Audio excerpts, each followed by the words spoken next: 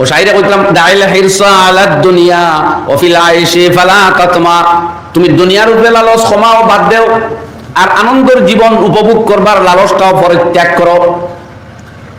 আমি নসিহত করি আর তোমারে শাইরে হইতলা, আমি দুনিয়ারে বড় ভালো অধ্যয়ন করেছি, দুনিয়ারে বড় স্টাডি অনুসন্ধান করে এই রেজাল্টে গিয়ে পৌঁছেছি যে তুমি লালস বাদ দাও, মালো আর আগ্রহ বাদ দাও আনন্দময় জীবনত। ইকান আনন্দর জায়গাও নয়, ইকান মাল জমাইবার জায়গাও নাই। কারণ ওলা তাজমা মিনাল মালি, মাল জমায় করিয়া খালি মাংস লাগি রাখিও না, কারণ তুমি তো জানো না এই মাল জমায়েত করতে কাদের জন্য। তুমি তো উপভোগ করতে নাও পারো, সে উপভোগ করবো দুনিয়া জানে, ছেলে করবো নাইলে মেয়ের জামাইয়ে নিয়ে করবো, আর ডান্ডা ছাড়া খবর তোমার, আর উপভোগ আর আনন্দ সব তাদের। গতিকে সাবধান, হালাল তাই যা ভালো রাখিয়া যাও, এবাদত হইব, এবাদত হইব।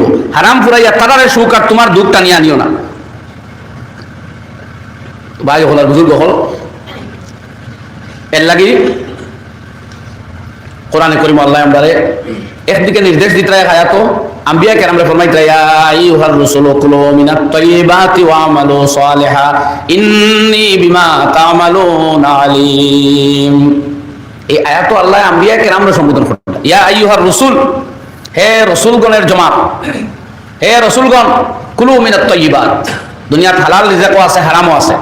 আমি আল্লাহ নির্দেশ দিয়ার আম্বিয়া কেরাম রাসূল হল, তুমি তাই হালাল রিজক যেটা ওটা গ্রহণ করো, ওটা খাও, হারামর দ্বারা কাছে যাইও না।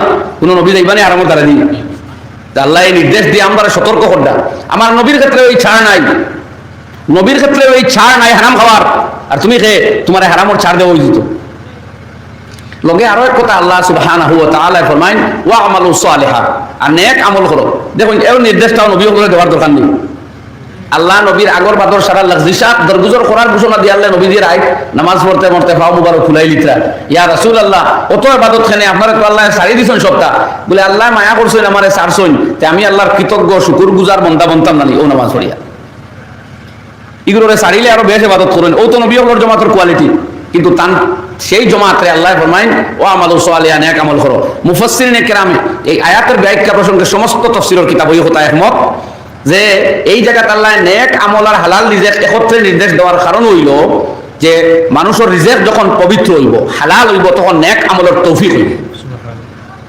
অর্থাৎ নমাজও স্বাদ আইব, তিলাওয়াতও মজা আইব, জিকির আজকারও আগ্রহ উৎসাহ বাড়িব, তখন যখন বন্দার রিজেক হালাল হইব। রিজেকও যখন গড়বড়ি আইব, খাদ্য যখন হালাল হারাম মিশ্রিত হইব, তখন নমাজও স্বাদ আইতো নাই, রোজাত জান আইতো নাই, তিলাওয়াতও মজা আইতো নাই, হজ করবার উৎসাহ থাকতো নাই, থাকলেও ইখলাস থাকতো নাই, থাকলেও ইখলাস থাকতো নাই, ইফলাস আগে হামাইব, মানে লালচ, পয়সার লোভ ইত্যাদি। এর লাগে হালাল মাল আর নেক আমল, হালাল মাল আর নেক আমল ওতপ্রোতভাবে জড়িত। যার মাল হালাল অর্থাৎ রিজেক হালাল, তার গঠিব ভাগ্যত নেক আমল। যার মাল নষ্ট তার আমল নষ্ট, আমল জান আর রূহ আইতো নাই।